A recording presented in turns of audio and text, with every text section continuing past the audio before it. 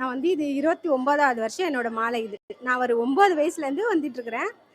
அந்த வயசுலேருந்து இங்கே எதுக்காக வரேன்னா, நெறைய கஷ்டங்கள் நெறைய நாங்க அனுபவிச்சோம். எங்க அப்பாலாம் வந்து சுத்தமா குடிக்காரரு.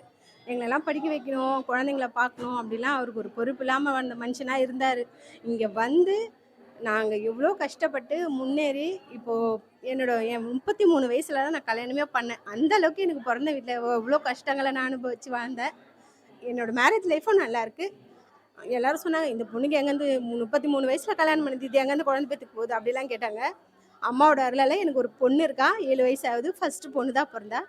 அம்மாட்ட தான் கேட்டேன். "எனக்கு நீங்களே வந்து பொறக்கணுமா? லேட்டா கல்யாணம் ஆச்சு. குழந்தை பொறக்காதுன்னு இந்த ஊரு, என் கூட பழகுனவங்க, எங்க சொந்தக்காரங்க நெறைய பேர் பேசுனாங்க.